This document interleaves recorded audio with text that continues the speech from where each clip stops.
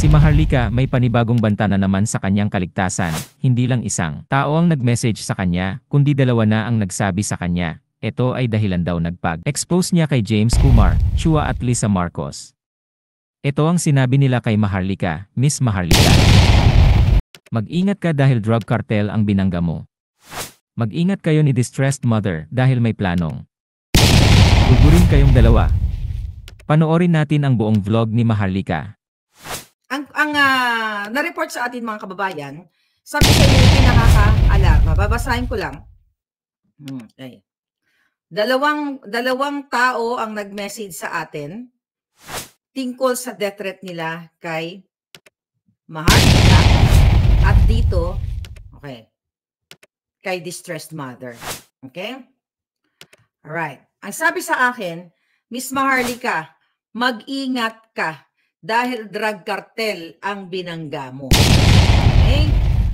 Mag-ingat kayo ni Distressed Mother dahil, ayan, dahil may plano gurgurin kayong dalawa. Hindi na bago yan. Hindi na po bago dahil inireport ko na nga sa FBI si Lisa. Pero dahil may bagong death threat ngayon, okay, ay i-report natin si Francis Lloyd Chua at saka si James Kumar. Dahil sa pag-expose natin ng kanilang mga well, actually hindi ako nag-expose ng pangalan ni James Kumar. Yung Indianong ito, ang nag-expose sa kanya yung CCTV na nakita natin sa Senado during the PIDEA Leaks hearing na si Kumar at si Lisa ay magkasabwat sa panggugur at pagbabribe kay James. Alam mo, ito pa lang, alam mo sa sobrang dami ng mga information, mga palangga. Ipapakita ko lang ha. Sinandan pala ako ng picture nitong James Kumar at ni Chua bago pa ni FLTC, binisindan ako ng ating puting ahas, bago pa tinake down ni James Kumar ang kanyang Facebook page at ang fan page ni Lisa Tanas. So, ibig sabihin, itong First Lady Lisa Marcos _ fan page. Imagine nyo, mga kababayan, binalikan ko yung mga mensahe sa akin ng informante. Ayan. Ito si Kumar. Ayan, oh. Di kailan ba to? August 16, 2022. Magkasama na pala talaga siya ni Lisa. Nakita nyo? Ayan. Nakita nyo? First Lady, fan page. So, nawala na yan sa Instagram. Ayan, si Kumar at saka si Lisa ay magkasama na. At ang date ay August 15, 2022. So, ano ang relasyon ni Lisa kay Kumar at ni Marcos Jr.? Kasi nga, maliban sa yan ay campaign donor. Bakit binura itong fanpage na ito kung ito ay randomly lang na fanpage? Hinanap ko eh. Kasi pinalikan ko sa dami po kasi nagme-mensahe sa akin. So itong bago kong puting ahas na ito, ayan, ang dami mga sinisend sa akin. Lahat ng mga nagsisend sa akin, hindi ko naman kayang basahin lahat o observe lahat sa sobrang dami. So habang ini-scroll ko, dahil sa palangga, meron kang bagong kayo ni Distressed Mother, meron kayong death threat. So ito yung picture ni James Kumar na burado na at yan si Lisa. Anong tawag? Anong sabi dito? O First Lady, National Day Reception and Celebration of the 75th Year of Indian, okay, Indian Independence. So ito, ang dami nilang picture. Ayan, Facebook ito na binura na nila. Okay? Ayan, sinend ko sa akin eh. Ayan ang ating puting ahas. Ang dami. Oh, mga luma na ito. Ayan, pinagsisend niya sa akin yan. Okay? Na ngayon ko lang napansin yung iba. Ayan yung mga picture. Then also, yeah. Sinend din sa akin yung picture ni James Kumar at ni Francis Lloyd Chua at ng asawa ni Tulfo. Ayan po ang picture nila, Chua. Ayan. Ayan, si Chua, si Kumar at yung asawa ni Tulfo. Kaya naloka ako. Sabi ko, ano, di ba? Kaya nga, ano ang relasyon nitong mga julol na ito? So ngayon, mga kababayan, okay, balikan natin to. Okay, yung mga mensahe dito. Ang sabi, galit na galit, ngayon, si Chua, si Kumar, at syempre si Lisa, ang utos daw ni Lisa, ayusin mo yan. Ayusin daw kami. Ibig sabihin, gawa ng paraan na maligid kami o magugor ayon sa ating puting ahas or else. Di ba? Maapektuhan yung dealing nila ni Chua. Kaya daw ngayon, kabadong-kabado, itong si Chua, ayon sa ating source, di ba? Kung paano niya kontrolin ang information kung paano niya kukontrolin. Paano mo kukontrolin? FLTC ang bunganga ko. Dahil sabi ko nga sa inyo mga kababayan, kung gagawin ng Ombudsman sa Sandigang Bayan, lahat ng ahensya ng gobyerno, NBI, PNP, lahat imbestigahan ang mga crime na pinagagawa nito based sa ating mga information na nakuha at imbestigahan si Lisa, kalaboso lahat ang mga ito. Dahil may mga, sabi nga dito, meron silang mga eroplano. Miss Maharlika, hindi ka nila makontrol. Kaya Romanian ang titira sa inyo. Kailangan i-out ito para malaman din at marinig ni distressed mother. Kinakabahan na sila sa iyong mga expose. Please mag-ingat ka sa kanila. Kay Chua, kay James Kumar. Dahil patatahimikin ka. Okay? Ngayon, ang mga koneksyon ng mga ito ay mga cartel partner, may mga cartel partner sila. Si Lisa Araneta Marcos at other business partners, sabi niya, ay inaatasan itong si Chua at sila Kumar kung paano kayo mapatatahimik. Alright? So, kailangan mo silang i-expose. Ngayon, mga kababayan, lingid sa kaalaman, na broadcast.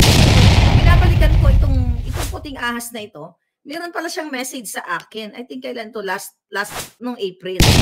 Sabi ni Miss Maharlika, at least, sabi niya, also sabi niya, last year, sabi niya, there was a coup, okay? Coup at company. Helen Yurchenko, they sold her shares to FLTC and stepped down from the board of EEI. Okay? We think, sabi niya dito, she was forced or blackmailed to do so, that FLTC or Francis Lloyd Chua can take control over the biggest construction company of the Philippines. It also fits in their system of money laundering, pulburon, arms, corruption, bidding on government projects, cartel, drug transport. Kasi protektado siya ni Bongbong at ni Lisa. Sabi niya, FLTC is the spider in web who controls the system. And Bongbong and Lisa are the biggest beneficiaries of this system. Ms. Maharlika, don't forget, Imelda Marcos stole more than $200 million from the Philippines Treasury. They are doing the same. And FLTC has the system and the contacts. So spiderweb, si FLTC daw ang spiderweb, yung gumagawa ng technical part. At si Marcos Jr. at Lisa at ang pamilya niya ang nagbibeneficiaryo o nagbibenefit. Okay? Sabi niya, they are doing the same thing, the same. And FLTC has the system and the contacts. That is why he is becoming very important to Marcos and Lam is the fundraiser. Si Lisa Marcos ang nagpoprotekta ayon sa ating puting ahas kay Francis Lloyd Chua, sa kanyang mga black dealings or yung mga illegal na business na ginagamit ang government based sa ating informante. Okay?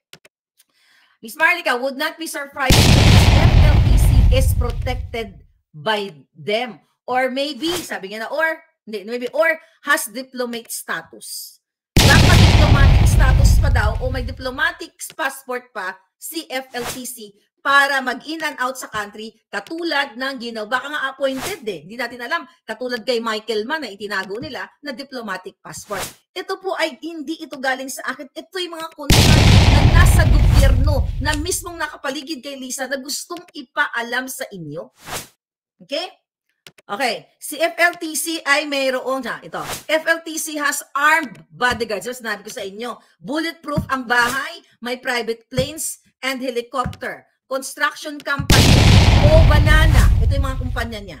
Fleet of transport ships, all the ingredients of drug transport. Of course, this needs to be, sabi niya, investigated by the Ombudsman, ng government institution, okay? Kailangan investigahan para makita sa taong bayan, ombudsman, ano to lahat ng sangay ng gobyerno, yung mga binanggit natin, Sandigan Bayan, dahil si Marcos Jr. ang involved. Pinapayagan ni Marcos Jr. itong mga taong ito para ransakin ang pera ninyo. May private planes, may helicopter. Ito yung mga company, Sandigan Bayan, anong ginagawa ninyo? Ha? Commission on Audit, anong ginagawa nyo? Ang dali lang hulihin ito. Pero kung kayo ay kumipila sa kipay ni Liza, kiss-ass kayo. Siyempre, hindi nyo gagawin ang trabaho nyo. Binibigay ko sa inyong information coming from our putingan. Sabi dito, all the ingredients for drug transport. Of course, sabi niya, kailangan imbestigahan ng mga sangay ng gobyerno. Follow the money and don't be surprised. Sabi niya, it will end into private accounts in Singapore or the British Virgin Island. And if you could, waterboard, sabi ni FLTC, he could lead to impeach Marcos and destroy Liza Araneta Marcos. FLTC is their strongest pawn now, but also their weakest. So may sinasabi sa akin, okay? May sinasabi sa akin from Bilyonaryo, dated May 24, 2023. Dolomite Beach developer Francis Chua replaces Greg Yu on EEI board. Okay? So, siya ay developer, part siya ng, developer siya ng Dolomite. Okay? Engineer Francis Chua joined the board of construction giant EEI. Di ba si Martin Romualdez ay nandiyan din? Chua replaced AutoNation Group Chairman Greg Yu, who resigned on May 23. Chua's company, Industry Holdings and Development Corporation, acquired a 14.35% stake in EEI from the Yunchenko families, housed investment for 1.08 billion. EEI considers IHDC as its strategic partner for expansion and construction, as IHDC has interest in construction supply, logistics, and property sectors. Previously, HI had sold 20% of its stake in EEI RYM. Romualdez ito. Ay, RYM. Business, no. EEI to RYM. Business management for 1.25 billion. Billionario.com first reported that HI plans to sell its remaining 20% stake on EEI. Chua, a civil engineer, graduate from the University of San Carlos, also owns Mac Builders, the company, and awarded 389 million contract to build controversial Dolomite Beach in Manila Bay. So ito dapat imbestigahan. Well, sabi ko nga, mga kababayan, walang mag-iimbestiga hanggang si Liza Satanas at si Marcos Jr. ang nandiyan. Diba? Walang mag-iimbestiga. So ngayon, pinaparating to sa inyo. At dahil ini-expose natin dito mga kababayan, ini-expose natin ang presidenteng bangag. Di ba? Ngayon gusto kaming gurgurin. At gagamitin yung Romanian na mga magtutugod. Yun yung binanggit ni Liza sa interview niya kay Anthony Taberna na kung gusto lang nila, isang tawag niya lang sa Romanian o sa Romania. Recorded yan, nasa dyaryo yan. Andyan sa video niya. Nakasave yan. Kahit burahin yan, nasave ko na lang. Ebidensya na yan. Kasi ginagamit ko sa case ko para i-present dito sa Amerika na itong babaeng Liza Tanas ay kayang magpagurgur gamit or isang tawag niya lang sa Romanian, mga palangga. So kaya nga, hindi na tayo pinakikinggan nitong presidenteng bangag. Sinusuppress ang ating kalayaan. Gusto kaming gurguruin, kasuhan, complicated crime. At ito kartel na. Mga palangga, palaki na ng palaki ang binabangga ko, binabangga. Well, more on ako. Kami ni Distressed Mother, Distressed Mother. But more on ako. Sa kadahilan ng gusto kong ipaalam sa taong bayan na hindi na lang 3 ang death threat ko. Imagine ito, galit na galit si Chua at gagawa daw sila ng mga propaganda against me. Okay, mga pag-discredit sa akin. Kahit anong gawin mo, FLTC, Liza, Mel Robles, kayo mga yawa, kayo Kumar, kahit anong gawin yung black propaganda sa akin, hindi kayo magwawagi. At ang gobyernong ito, kayo dyan sa Pilipinas, na may matino pa dyan sa ombudsman, sa Commission on Audit, lahat, I hope, ginagawa nyo. Pero hopeless na nga ang taong bayan. Isang silip lang yan. Makikita ninyo na ang pera ng bayan nandiyan. At si Liza at Marcos Kuting ay protektor ni Chua. Bakit siya mayroong bulletproof na bahay kung wala siyang mga kalaban? Ikaw ay kung wala kang mga kalabang mga ano din, cartel din o manggugurgo din, bakit bulletproof ang bahay mo? Saan galing yung mga eroplano mo, ang mga helicopter mo? Kailangan imbestigahan kasi base dito sa ating impormasyon, mga kababayan, pinoprotektahan si Francis Chua ay spider web. Siya ang on technical part kung paano gumawa ng mga illegal na transaksyon. Ang pera ninyo, pera ng bayan, ayon sa ating informante, ay tinatransport. Maaring nasa Singapore, sinabi ko sa inyo sa Singapore or sa offshore account. Kaya forever kayong mahirap, mga kababayan. Dahil yung opportunity, yung economic opportunity, yung livelihood program, wala na kayong aasahan. Gagamitan lang kayo ng mga ayuda dyan. Di ba? Katulad ng ginawa sa Tawi-Tawi. Pumunta yung mga kongresista at si Kuting. O mo, si Martin Romualdez Tambalosos na poisoning ang mga yawa. I hope lahat sila ma-poisoning ang mga yawa. But anyway, ito yung epekto ng bangag na presidente at ang inisip nila ay hindi para sa inyo, kundi para ubusin, limasin ang pera ng bayan. Sinusuppress ang ating kalayaan, ang ating freedom of the press of SMNI. Lahat tayo sinusuppress. Ilang beses, yung censorship na ginagawa sa atin, intimidation sa atin, sa inyo, at yung mga journalist na iba dyan, natakot-takot, mawalan ng trabaho. Sometimes naiintindihan ko sila kasi may mga pamilya sila. Pero yung mga big companies, na ngayon, teka mo nga yung Rappler, nasaan na yan? Diba? Anti-Marcos yan. Ang daming pinagsasabi na magnanakaw, diktador. Pero bakit tahimik si Maria Ressa? It's either si Maria Ressa ay takot na takot, okay? Or kabahagi na siya ng evil na bangag na ito. Tingnan mo, ikaw Maria Ressa. Diba? Tama ka sa mga pinagsasabi mo. Dati, na ang Marcos ay ganito, ganyan. Pero ngayon, tumahimik ka. So yan ay, sabi ko nga mga kababayan, yung pag-suppress sa atin ay sobrang talamak na at kailangan na talaga natin dalhin sa kalsada at kailangan natin magtipon-tipon para sa non-violent action para matapos ito. Yung involvement nila sa smuggling, again, andyan si Michael Ma na isinekreto sa inyo, in-appoint na hindi nyo nalalaman, ni hindi na-publicize ng media. Illegal smuggling, ang sinasasangkutan yan. Sino nagbe-benefit dyan? Si Martin Araneta. Ang pamilya ni Marcos. Imagine mo, si Chua, yung si FLTC, di ba? Ibang business ang inaano niya, ang kanyang illegal business ang inaasikaso niya, yung kumbaga yung hawak niya, at ito ang nakikinabang si Lisa at ang pamilya niya. Si Michael man naman sa agricultural smuggling. At sa customs, sila Rubio, nakita ninyo kung paano nila ubusin ang pera ng bayan. Kaya nga nung December of 2022, etong si Clarita Carlos, sabi ko nga na wala rin, masyonda na sabi ko nga, kung ako ganyan nakatanda, ibubukilya ko na lahat. Total, natikman ko na yung magandang buhay. Si Clarita Carlos ang unang nakatanggap ng Nika report na si Michael Mas, si Martin Araneta, ang pamilyang bangag ay sangkot sa agricultural smuggling. Kaya nga ang sabi ni Clarita Carlos dun sa letter niya, Mr. President, sinasabi ko lang sa iyo ang reported from Nika, at the end of the day, nasa mga kamay mo kung gagawin mo ang action o ang trabaho mo. At sabi ni Clarita Carlos, hindi pa yun na-i-expose sa media, hindi pa na ilalabas, nasa mga kamay mo, Mr. President. Sino ang niligwak? Hindi ba si Clarita Carlos? At inabsorb siya ni Romualdez dyan sa Congress at binigyan ni Lisa ng generous allowance para hindi na magsalita si Clarita Carlos. Yun yung involvement ng smuggling ni Kuting. Mga kababayan, gising kayo, di ba? Paulit-ulit natin itong usapan kasi paulit-ulit nilang o araw-araw nilang ginagawa. Hindi lang pagpupulburo ni Marcos Jr. ang issue niya, yung pagiging bangag niya, kundi ang pagiging protector nila sa pulburon. Katulad ni Sayarot na nahulihan ng 1.8